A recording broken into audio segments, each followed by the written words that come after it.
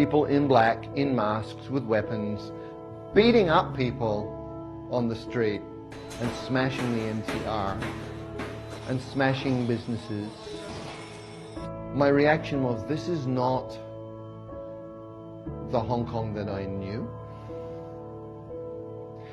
And this is not the Hong Kong that can be. Hong Kong is this multinational mixing pot of all sorts of people who want to do business in a place that has rule of law, right? It's one of the freest places in the world. It allows these different ecosystems to come together and create all sorts of magic. We've worked so hard in Hong Kong over the last few decades to create a wealthy, happy place, and these people don't understand what it takes to build this city, and they're destroying it. It seems like these people doing the violence have never gone hungry. They've never had a real challenge with knowing where they're going to live, how are they going to pay the bills. I can understand young people who feel they have no way out, who feel trapped, and who do not have the emotional skills, the intellectual skills to manage that. I feel very, very sad that this destruction is being done.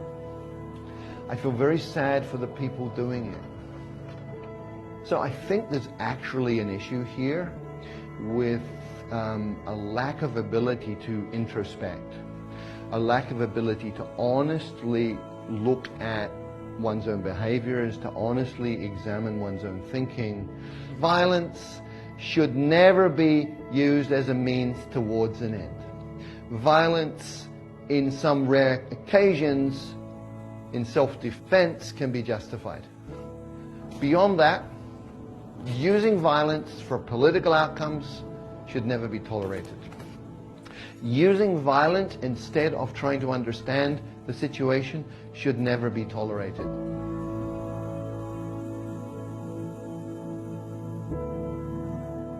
People as a whole in Hong Kong have been very respectful of the police and will follow police instructions, and it's all been very, very civilized. I think the Hong Kong police have been extremely restrained. I've seen video of Paris and other parts in France, and they're certainly not constrained. I've seen them taking pepper spray to people in wheelchairs. I've seen them literally beating people unconscious who were running away. There's levels of violence by the police on the population in France that I think is unacceptable, and we absolutely do not have that here in Hong Kong. I saw a video of somebody in the US, big black guy, drunk I think, with a stick, and a cop, one policeman with a gun on him. And he took a swing at the policeman with the stick with like this much distance, a meter at least, away from the guy. And the policeman emptied a magazine into him. Just shot him dead on the street. Completely unacceptable. Hong Kong police are trying to keep the peace and not hurt anybody. And that is being taken advantage of. And what we have now a little bit is a situation of guerrilla warfare.